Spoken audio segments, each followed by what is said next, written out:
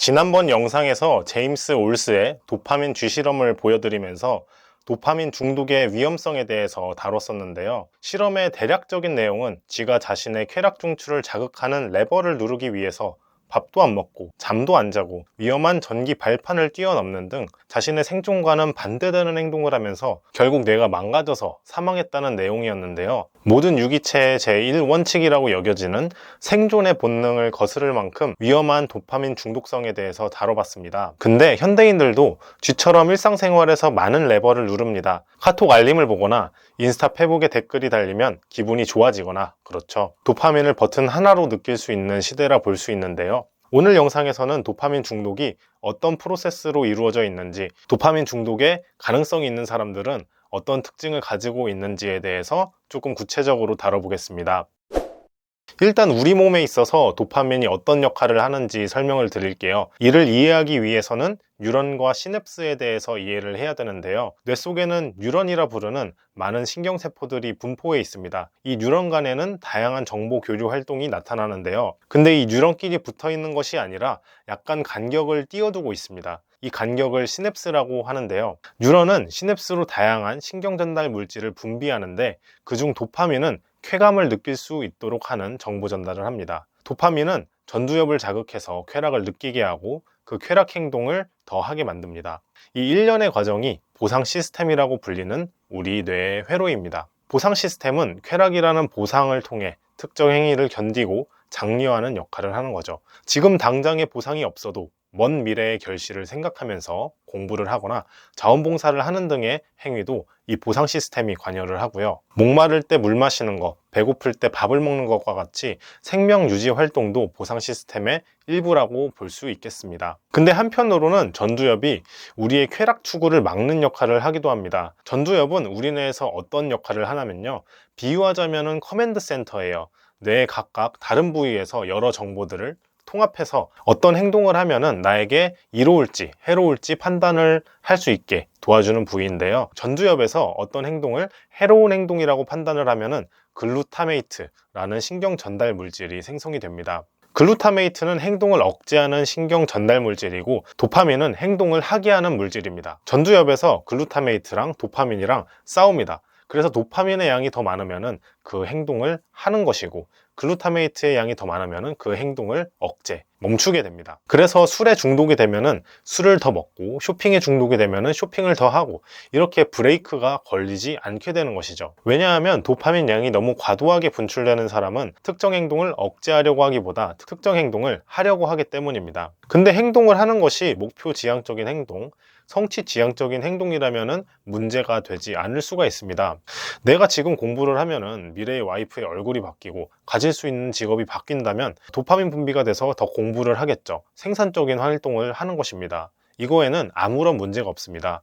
문제가 되는 것은 나로 하여금 가짜 만족감, 가짜 행복감을 느끼게 하는 것에 중독이 되는 것입니다. 예를 들면은 게임, 자위, 그리고 도박, 주식, 그리고 커뮤니티, 쇼핑, 알코올 중독 등등이 있을 수가 있겠죠.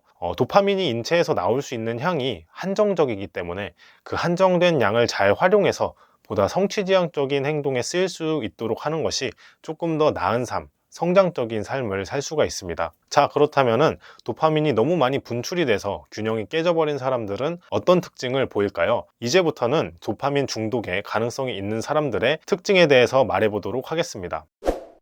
일단 첫 번째입니다. 첫 번째는 노잼을 잘 견디지 못한다는 것입니다. 도파민은 기본적으로 힘든 무언가를 꾸준히 할 수 있도록, 견딜 수 있도록 도와주는 호르몬입니다. 도파민 회로가 망가진 상태면 당연히 재미없는 것들, 힘든 것들에는 집중을 잘 하기가 어렵습니다. 항상 짜고 매운 음식만 먹다가 삼삼한 음식을 먹으면 맛이 없잖아요. 그것과 똑같습니다. 자신이 흥미를 이끄는 자극이 아니면 쉽게 집중하지 못합니다. 운동이 됐건 게임이 됐건 공부가 됐건 관심을 가지려고 노력을 해도 자극적이지 않으면 금세 질려버리게 됩니다. 흥미를 유지하는 시간이 짧다 보니까 무언가에 집중하기도 어렵습니다. 다른 상대와 대화를 하더라도 조금이라도 상대방이 재미가 없으면은 머릿속에서 다른 생각이 튀어나오고 어느샌가 대화의 집중력을 잃어버릴 수 있게 됩니다. 이러한 상황들이 대인관계뿐만 아니라 일상의 많은 상황에서 나타나게 되고요. 재미없는 자극들에 주의 집중을 하는데 상당히 어려움을 겪을 수가 있습니다. 두 번째는 쾌락적인 행동에 중독이 되어 가는 것입니다. 도파민의 보상 체계가 한번 고장이 나면은 감정이라든지 행동을 조절하는 것이 조금 어려워지기 때문에 쉽게 불안해지고 우울해질 수 있습니다.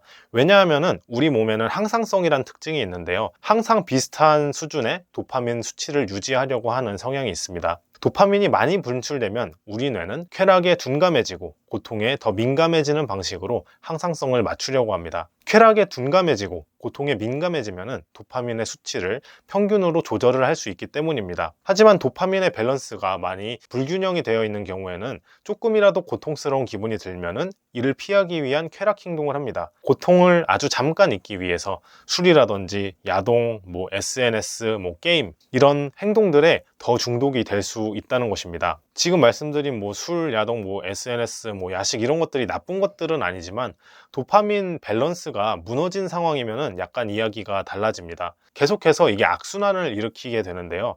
살다가 조금이라도 고통스러우면 바로 쾌락 행위를 해버립니다. 쾌락 행위 자체가 습관이 되면 더 이상 그 행위가 즐겁지 않게 되는데요. 예를 들어서 뷔페에 가면은 첫 접시가 제일 맛있죠.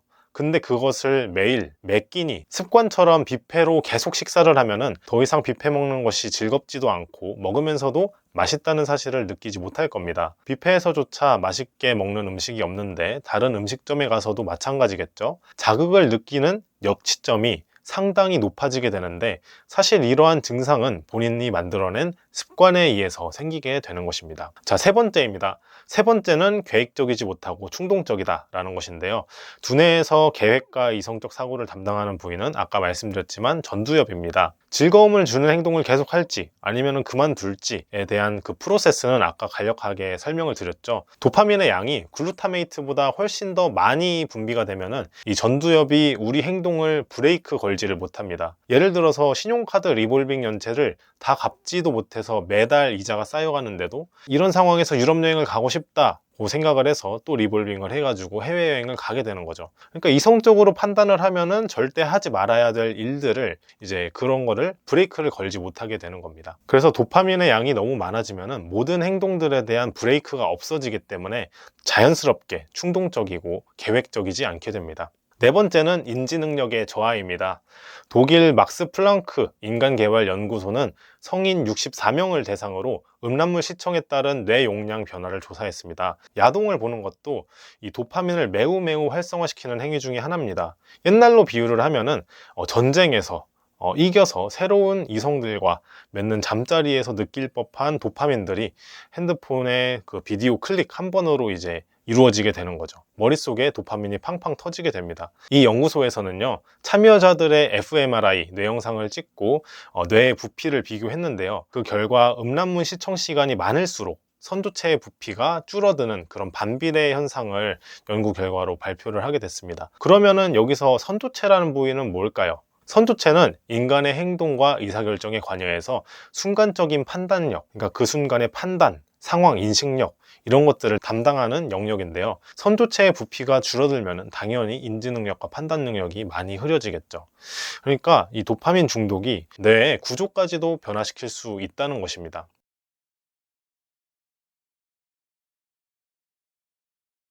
지금까지 마음대로였습니다. 다음 영상에서는 여러 연구에서 검증된 도파민 중독을 극복하는 방법들에 대해서 한번 얘기를 해보도록 하겠습니다. 지금까지 시청해주셔서 감사합니다.